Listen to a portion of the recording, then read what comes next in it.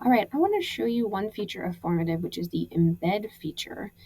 This is a really great option if you want to kind of keep everything in one place. So you're able to embed videos, you can embed Edpuzzle, and the students can answer the questions within the Formative. You can embed Google Forms, other websites, other media. There's pretty much anything that you are able to embed, you can put into the Formative. And again, this is a great option if you want your students to be working on just one thing and not have to go to several different websites. Probably helps for a little bit younger students too, so they can just manage everything in one Formative. The downside, I guess, would be if you're putting in an ed puzzle that needs to be graded outside of Formative. So it might be easier just to put in a YouTube video and add questions so that you can grade it within Formative itself. So I'm just going to show you real quick how to do that. So when you have a new Formative, you're going to hit that blue plus sign, and all these different options pop up here. This looks a little bit different. They've done some updating. Used to be like blue, red, and yellow, but it's still the same options. Over here on the side, you can see where it says embed.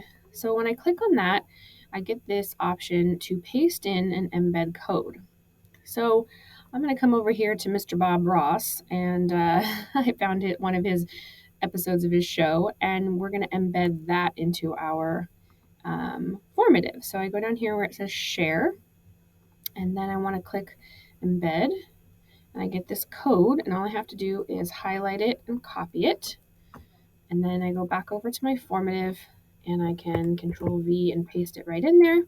And you can see there's the video right there. Okay.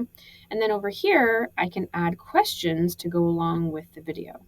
So I can add a fill in the blank, multiple choice for your response, really anything that I would like, I can add in those questions. And then the students will be able to answer the questions along with the video. Now, there's a separate option for adding a video as well, where it just says video. And that comes out a little bit differently than the embed. So let me show you what that looks like on another one that I've created. So here's one I've created where I've embedded the video, and I've also added it as a video prompt. So the way that this is different is when you embed a video, students will be able to play this right directly in the Formative and then answer the questions on the side, just like any other question.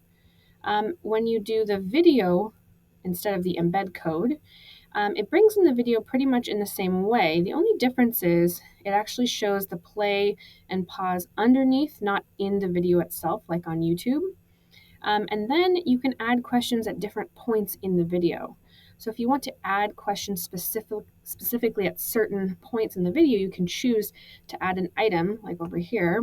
I added an item at 5:32, and it's one point, and I put my question in there, and so on, just like normal. So I want to show you what that looks like for a student. So if I preview here, you can preview what it looks like on a computer, on a tablet, or on a phone. So this is what it would look like on their Chromebooks, which is what most of the students should be using. So you can see the first one was the embed code. There's just a video and then the questions on the side. Pretty simple. And then over here is the one where I added an actual video. So you can see the question instead is kind of hidden, and it shows when the question comes up. And if I click on the box, then the question pops up and the student can type it in. So this actually might be nice because it kind of condenses everything, and so the questions are easier to see. Otherwise, up here, you'd have to kind of scroll down to see if you had multiple questions for that video. So, you could really do either option. Either way, it's going to work pretty much the same. I also embedded a Google form. So you can see this was an old form I used to use for teachers to recommend students for a leadership class. And you can see the form is embedded here. Again, I just used the same embed code, just like I did with the video, same question type.